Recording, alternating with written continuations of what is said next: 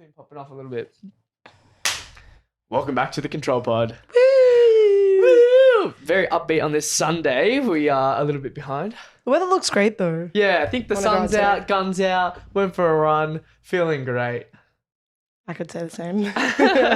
Alicia, what is happening? I'm in a rut, In a rut are you? I realised. Want to talk about it? Here's a space for us to vent and you will be seen, you will be No, heard. I just feel in a rut.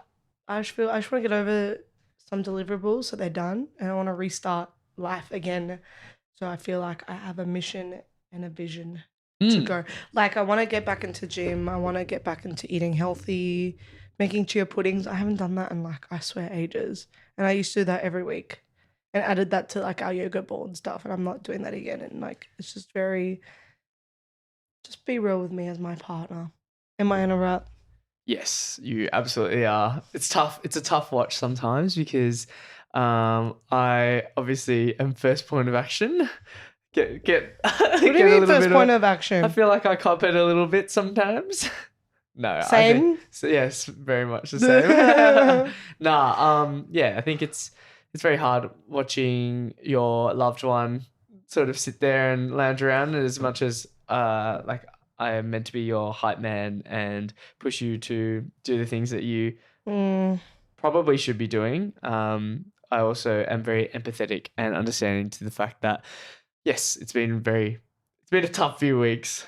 Yeah, I'm But tired. I think I'm very tired. we're always saying this. What's something positive that you can take It's out like a of? delayed onset tiredness. Yeah. What's something? Yeah, because we've been go for so long. I Yeah. think, and obviously there was a 2-week interim because of us traveling and whatnot. But hopefully through these podcasts, you're able to see. I'm talking to the listeners. You're able to sort of see what happens on a week-to-week basis, because we try to keep it real. Mm-hmm. We had Aiden on the podcast last I week. know, such a great. That was awesome. That was an awesome pod. Like, That was a really good. very inspiring. Yeah, 100%. I think as doom and gloom as we sometimes are, and as low energy as we are, I think, it's good to celebrate the things that are happening within control. It is a very exciting sort of time. I think we've definitely realized sort of where we want to be in the space, and I think we've caught a bit of traction. Yes. I gotta stop saying Yeah, a bit of That's feedback another thing as well. I'm just gonna go. That's it. I hear you. We have been getting attraction on our podcast, our Instagram. Yes, I know. Talk to us a bit about it. Do you want to run us through some of the posts that we've been doing and maybe the strategy a little bit behind it? There's no strategy. It's literally just post as we go. We're trying to obviously showcase control from not necessarily like the social media agency lens per se, where it's just like information, trends, like whatever. We're trying to obviously demonstrate the lifestyle of the brand, the vision, the team, us going out, what we do, maybe behind the scenes with some clients, more fun stuff where it just shows what our life is kind of more like. And I feel like that's kind of been reading across very well. It's kind of funny because our photos have done well than our videos. So now I'm like, how do we up our videos? Because we definitely need to up our videos, but then how do we do that? So yeah, our photo, we did some digi archives that Chase brought in a digicam, and we've been using that, and then those photos have like popped off. They're like great. We always get good attraction from those photos. And then we recently did a photo with like this like 0.5 grab of items of our staff, and then collaborated with like Gongcha and stuff, and they posted it on their story, and I think that like got us some extra engagement and reach, which is cool. So the key tip is collaboration. We always forget that social media is meant to be a social platform, and I think there's been, from what I've been able to see on social media, there's been like a big wave of education and information overload, and I think people are just getting really sick of it. Like, fuck me, do I want to be scrolling carousels about how I should be doing X, Y, and Z, or do I want a coach sort of telling me what to do at the gym? Like, sometimes we don't need that. And if we're wanting to go on social media, I think most of the time it is to just check in on how other people are doing and see what people are up to, instead of being yelled and screamed at or talked at, to be honest. That's my view on social media, at least. And it's a cool core belief here at Control. I think we both sat ourselves down and we were like, are we representing what we would want to be doing for our clients? Like, Yep. are we showing up making videos or talking or showing the lifestyle and everything? And I think that's been the shift more recently. I would say personally as well, a lot of my content, I always felt like I had to be sharing a win or reading between a silver lining and trying to make things more glorified than they actually were. But who's to say that I can't post like a fit pic or the carousels that I've been doing recently? Yeah. Just sort of talking a bit about life and not necessarily saying this is what you have to do, which I think a lot of people, especially business owners, maybe fall into that trap where they feel like they have to educate. And I don't know, it's weird because I'm saying this and then I'm like, are we contradicting ourselves? Like, there's a place for it, but I think if you're overdoing it, that's when it gets a bit redundant. So it's been fun seeing It has been really fun. seeing like the archives do really well. Obviously control social media agency, so we're obviously in the game, and I feel like currently what's working for us is posting cool shit, posting the lifestyle. Let's have a look. What are we at now? Yeah, I think we're looking at selling the dream, basically. I think we are at. So we got our. Oh, hang on. It doesn't show you when you like just search up control. You have to go through like the actual page Giving you itself. the inside scoop, everybody. Yeah, so our first archive got 10.8k views, still up and rising, which is really, really cool. And a lot of engagement from that. Engagement as in like a lot of external non-follower reach was what I mean, sorry. Then our second archive, which was our pool night hangout with the staff, which was also a really fun time. That's at 9.9. So I wouldn't be surprised if that hits over 10 as well. These are just photos, guys. These aren't even reels, by the way. And then we posted a Gongcha sort of camera holding Gongcha photo of our staff, like basically saying what makes our money, like the camera we use or the phone we use is our photos, and then what takes our money, which is the bubble tea like thing. And I really like that caption. 11.2k on photos. And that's usually not heard of. Usually it's reels that gets you the most reels, but maybe we've unlocked something different. But I agree. I think people will prefer the lifestyle or to want to know what happens inside on our day to day in different creative ways rather than posting like educational, like captioned posts. So that's something I think we're going to work and shift towards doing more, but also maybe doing some more like creative reels that are showing like our day. Absolutely. I built my whole career off of vlogging, basically, like just pulling out the camera and vlogging, and that was my entryway into firstly freelancing and now doing what we're doing, which is really exciting. So get out there, show people a bit about your life, and you never know where it can take you as well.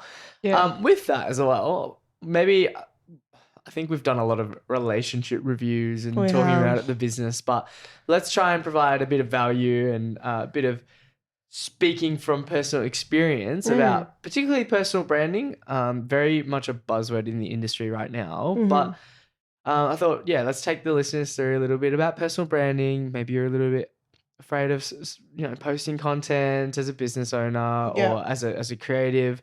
Where do you start? How do you go about it? So first one is, what's the biggest misconception people have about personal branding? The biggest misconception that people have about personal branding. Ooh, I wonder. Maybe that you have to tell your whole story, like every detail. Maybe you don't actually have to. I think you can maybe pick a section of your story, or you can pick, in one situation that's turned into a bigger thing. I don't think you have to say every part of your story to have to, portray a personal branding. I think that's what a lot of people maybe mistake, is that they go through and they talk about the family, the work, the childhood, the friendship issues, but like you could literally just talk about friendship, or you could literally just talk about family, or you could talk about one concept that surrounds those pillars but have to bring up every story.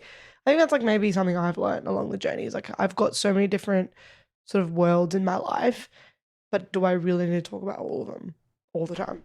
And you do that very well. I feel like I don't talk it as much as I used to. I used to be like all out there and do everything out there, but now Can you give us an example?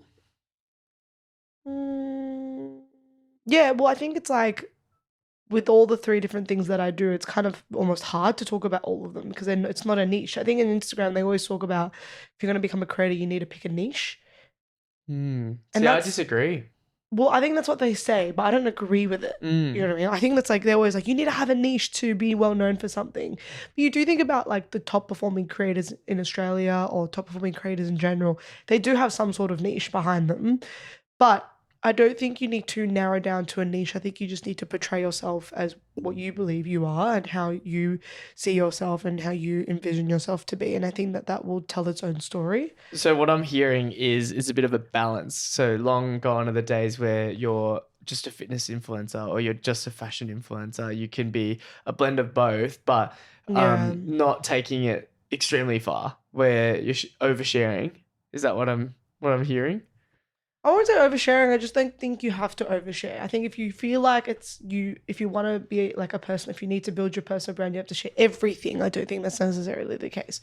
I think like your story can be so impactful in just one incident that you've had or one family occurrence or one thing that you had growing up that defined you as a person that you want to change. Or I don't think you need to share every single detail because that can become overwhelming for some people where it's like this is too much.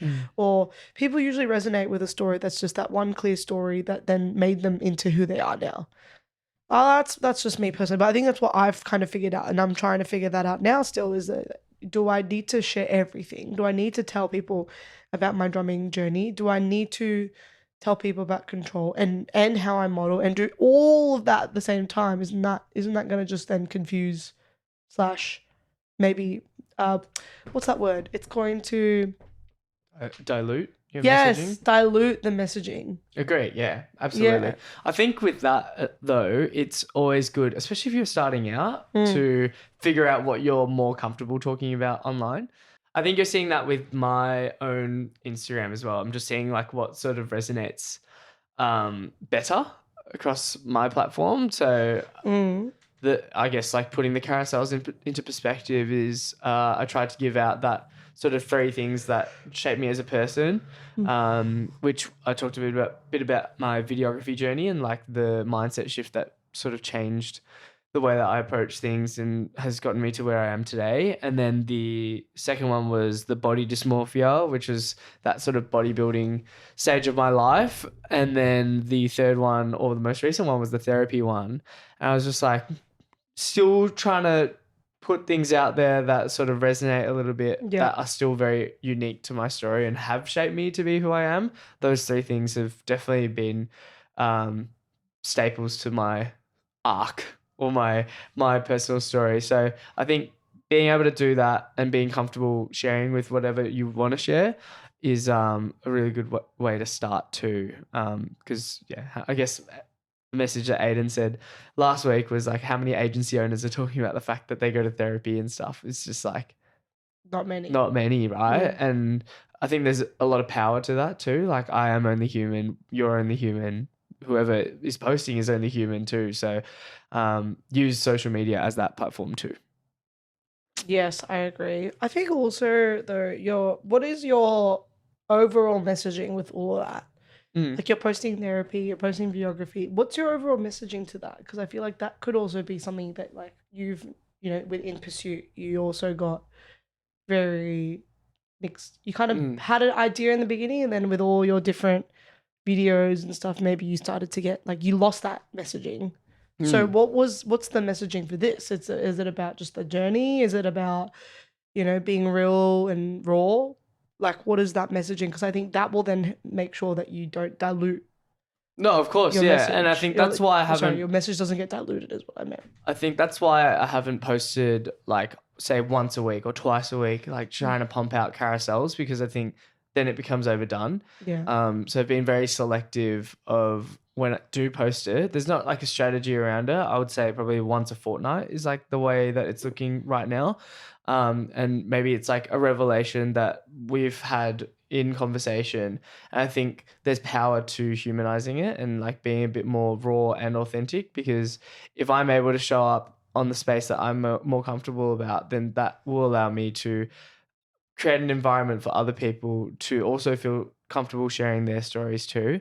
So yes, like we always talk about the in pursuit thing, and it's something that I feel like has a place. For sure. And it was a big driver, to be honest. Like, I don't remember the last time I worked that hard to show up daily. And I think it's one of those things that was almost like that discipline keeper, where as much as gym is showing up 3 times a week, 5 times a week, however many times you go, or the weekly run that I'm going on right now, it's that active showing up for yourself and doing something in pursuit. So in terms of the messaging, it's like if I can embody that through my content and be human and be relatable through that, then that's all I can do. And I think it adds this human touch to control, which I like in like a almost like offset sort of way. By osmosis. No, I'm fucking kidding. By osmosis. Jadyn loves this. I don't know if you guys can figure out how many times he said it. I actually want to create something around that. But anyway. A clip of by osmosis. Nah, it was just like, it's just a thought. Just a thought. But I think through being relatable, you can see how human I am. And in a way, on top of what we're posting through control, like the lifestyle, the fun that we have, but also like the grind and I guess in pursuit that we have, they all sort of tie together. So I hope that through sharing my own stories, but also having like fitness fashion and hopecore, like that reel that did really well, and just showing my life is equally as important as being able to like build the business. And was doing YouTube for a solid month, but there's obviously an avenue through there where there is the raw documentation of it because it's relatable, right? People want to follow along for the journey. People want to see how you grow as a person, the way that you work, because it acts as almost this screening process for, do I actually want to work with this person too? Yeah, I want to, like, I think there's so many things I want to do with social media, but it's just so hard when you are running a business. And the reality is that when you do run a business, you are working that almost 24/7 schedule, which then has obviously caught up to me now because I'm obviously really tired and very like drained. We were discussing this. I feel like Alicia's schedule is literally grind probably 18 to 20 hours of a day for like a 2-3 week block. And then she has like a week or two where she's just off. I just crash. She just crashes. And I don't know, let us know your thoughts. Is this healthy? I tend to disagree with it, but what can you do? Oh, it's so hard. But I want to do a control YouTube. I feel like that would be really cool. Like each week we just go, this is what we're doing today. Come through. This is what we've done. These are the shoots we went to. These are our clients. Like, you know what I mean? Like that would be awesome. It just takes a lot of editing. And you guys can imagine, and I think anyone that does content creation will tell their friends when they don't reply to a message, and then, the content creator's like, well, I'd rather not be on my phone when I do that all the time. If a content creator or a videographer their job is to create content, edit, and post that by a certain time frame, or to get things like, edit all night and to post a video that might only be 20 seconds, but that took 5 hours to edit, they will not want to be on social media if that's what they do for their job. It's like when people come home from working a corporate job and they don't want to talk about their corporate job because they just want to switch off and chill. That is the same for content creators and editors and anyone that's in the social media scene.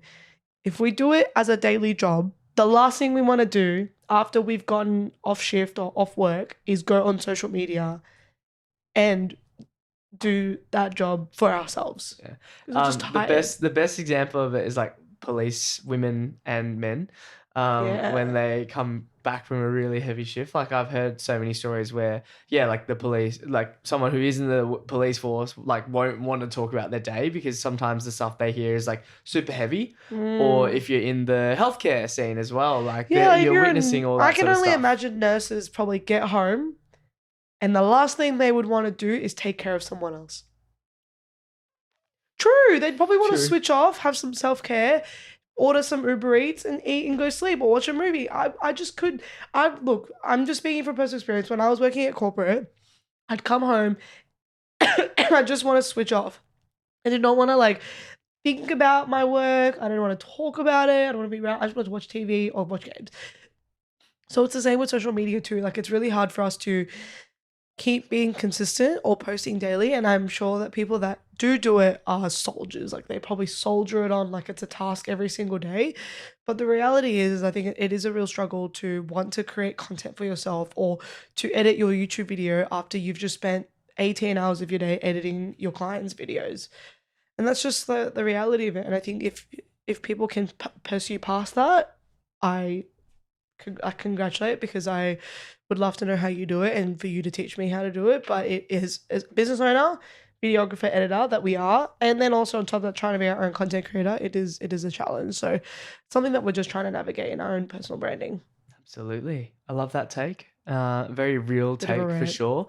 Yeah, we try not to hide behind these things because that's legit the reason why I wasn't able to continue posting on YouTube. It was just that hard. It was a lot. As well. You're putting hours and hours editing other people's content, which so grateful for, by the way. Like we never want that message to ever make someone feel like they can't work with us as well, because it's our job. We signed up for it. Yeah. But it's a really good point that you do bring up in terms of creating your own content, because I guess we're both not at the stage where we can put out a piece of content and we're being paid to make that. That's per se. right. Having said that, with your own sort of personal brand, you've been able to snatch up a lot of UGC deals. How have you gone about that? How have you built up this platform where people, like random brands even, like more recently too, like an event company reached out to you, and also a facial clinic. So how do you go about that? Do you intentionally go to post, or do you feel like it's the style that you've created? I honestly do not know. I'll be real. I posted aesthetically for a long period of time, and I think that got a lot of attraction and a lot of sort of momentum. And then recently has just kind of just been sporadically posting like small updates of what I've been doing and whatnot, or just collaborating with like Control's page and stuff. So I really haven't been doing that really. And I think it's just, I don't know. I genuinely would not know what the brands or the people have been seeing for me to like. I don't know if it's because we have a social media agency now. That could be another thing too. They like put two and two together and go, oh, like their reach is also the social media agency's reach, and that could be like really good as well. I have no clue. I'm not saying I don't like them though. They're very great opportunities, and I'm not complaining for those things, and would love to create valuable content for anyone that would like that. If it's for something that I want to be a part of. It's really easy to get carried away into collaborations that aren't really who you are as a person. So that's another thing too. Like making sure that if you are going to do a collaboration, it is something that one, you're either actually going to enjoy doing, or you're doing it just for the collaboration. Two very different things. And I think I've gotten to a point where if it doesn't, not say if the collaboration, I think any collaboration has to benefit someone somehow, right? Like both parties, whether it benefits, them and you, or just them, or just you. So I think if it's able to benefit both parties, and one, you get something out of it, or you get to enjoy a service or an event, or, a product, and you actually really like it and you want to, and then for them, you get to promote it, but it's something that you authentically promote as well, that you agree that it's a good product, or you agree that it's a good event or a good service, then I think it's worthwhile. Where I think where people are using those as just a way to like get something for free, or not promote it authentically, and they promote it like to say that it's good but it isn't good, I think that's just like not where I would ever want to be anymore. In the beginning, I definitely would agree that I portrayed some of those like UGCs and said that this was great, or I got a product that I honestly would never buy. And just used it and kind of just went, like, what do I do? And then over time, it's just not real. It's not raw. It just doesn't give you. And that's maybe why my messaging might have gotten carried away a little bit too. I don't know. Do you feel like, there was a point where you did lose your sense of self? Oh, absolutely. Yeah. Can you talk to us a bit about that? Yeah, for sure. I think like I already have an identity crisis in life, being a halfie. So that's already its own problem there. But when you try and post up on social media with not knowing what your identity is, you're trying to create an identity that still does not yet exist within you. And so there were definitely times that I posted up things on social media or did things for aesthetics that did not resonate with who I really was as a person. Like, you think about my life, is it really just black, white, and grey? Not really. My life is definitely full of color and I want, yeah. chaotic clouds and sometimes sunshine and rainbows, but that's like the part that I've realized. So what I about love you? that. No, I love that because there's been multiple times where I feel like I've lost my sense of self through posting content. One in particular was probably like after a breakup, like very much like that. I'm posting just I'm posting just for the sake of make it look portraying, like- to make it seem like I'm doing well. And like realistically, I was doing much better, but I think using a platform in the way that I did, like if you scroll down like through my reels, some of the stuff that I was saying was a bit like pull your head in sort of thing. Like Really? yeah, I 100%. haven't seen that. I feel like I have to look. it was all I was what the messaging behind it was basically to validate my insecurity that I was doing great and that I would be fine because post uni had no internship experience, was kind of not like a loser. Like I think I had all the characteristics and the skill sets to be excelling and doing things that not many people are doing. Yeah. I'm assured in myself that that was the case, but the way that I went about it, I definitely look back on and just be like, that was a bit cringe. Like, why are you saying some of the stuff that you're saying? Yeah, But it's all a learning journey. It's all isn't a it? learning experience. I'm sure some of the captions. Okay, we should go on to an old post gosh. and we should read a random caption that we would have. Yeah, go ahead. And it's something that like I'll keep up there because it's obviously part of like the development arc of who I am as a person and what I've been able to achieve. Yeah. Like in the content scene. Like it's one of those things that you look back on and you're like, okay, that was a funny chapter in my life. In your life. But where am I now? Who am I now? Do I want to be representing in that way? And honestly, I look back and you might look back and it might not be that bad. You reckon? I reckon you go on my page and you pick one of my captions and I go on yours and you pick. Hey, we're all about positivity here. Are we gonna? No, I think it's cute. I think all of it is cute. Yeah, like yes, we'll laugh about it, but I think you actually did some without captions. Yeah, because I was very into like I don't know how to describe it, but using trending audio and you portray a particular scenario and then you go to the next ultimatum. It was like POV. Okay, I got one. Oh god. You go first, I'm still looking. Do you reckon? Yeah.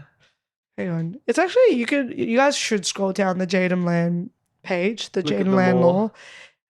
He has had a lot of hair color phases, a lot of body changes, a lot of uni energy to a lot of uni energies to life energies to videography. You don't really talk about like videography much in your early days. Did you only it was only recent? Yeah, I've only been doing this for a year and a half. Fair. Okay. All right. Have you found one of mine? Because I probably put some of mine. I've found a caption here. How'd you do that? Do what? How'd you do the bears? How'd you do the bears? Yeah, trade secrets. What? That's cute. I've got one from Alisha, and I don't know if this is a post-breakup sort of thing, or maybe you're just rubbing it into the fact that you were like, oh no, on holiday. Okay, go. BRB, let me call 1-800 your loss. Is this post-breakup? What date was that? Which one was that? Was that April at the 17, 2022? Yeah, probably. And my best friend commented on it being like, everyone went into cardiac arrest. This one's cute. What is it? Miss Tang was the greatest teacher to teach Q High. Oh, that's so cute. That's your first ever post. Was it? No, I've definitely archived a lot since then. Oh, okay. Okay, let me find the one that I was going to talk to you about. Oh, okay. Oh, you've wanted to address something with me before. No. What? I thought Alisha legit had something like ready to go. What? Like, no. I've been wanting to talk to you about this. No. Absolutely not. Okay. Alright, you actually aren't that cringe. Thank God. You do some without. Okay. This Oh, is okay. the Melbourne Uni one. Oh. Stop one versus me. Who would win? No, okay, wait. When I look at cringe, I'll roast myself, guys, because Alicia's not doing a good enough job. Oh, I I'll don't scroll- think these are cringe. That's the problem. Nah, because there's I feel some. like yours are very, very cute or just very. No. I'm talking my reels. Have currently lost my voice, but you can find it through Life with Their podcast if you so please. That's pretty good. That's pretty good. See, these are great. You, I hate you. Mine are so like cringy. Guys, I just broke up. What, mate? Give me attention. So was it? Was that a post breakup? I don't know. I don't know. Okay, go. Nah, so some of the things. Okay, wait. This one was the most infuriating thing that I hear the most is, and then what did it go to?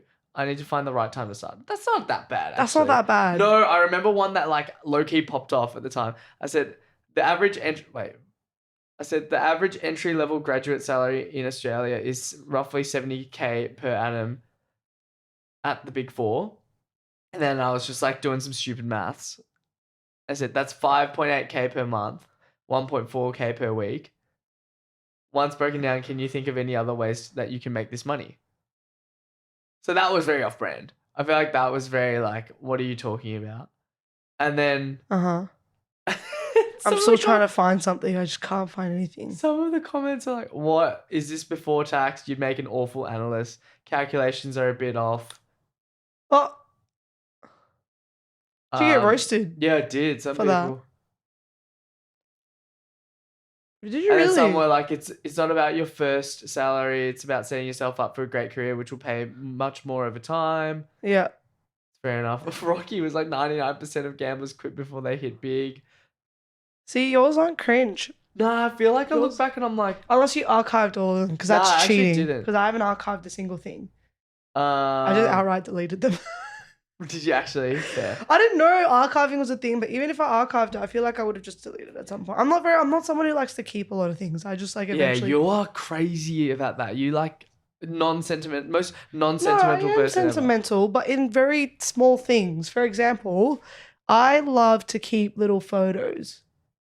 And like photos on my phone, I'll like Google iCloud them so that I have a backup of them. But I have a phone from like every sort of phase of my life, or when I was in uni, or I love photos because I genuinely. Oh, sorry, Isaac, you might have to fix that. But I will go through and like look at them while I'm on the plane or while I'm. You're giving Isaac a field day right now. So I go on the plane when it's airplane mode, and instead of like watching a movie or playing games or doing something on the laptop, I'll go through my photos and look back. This is Alisha. Oh.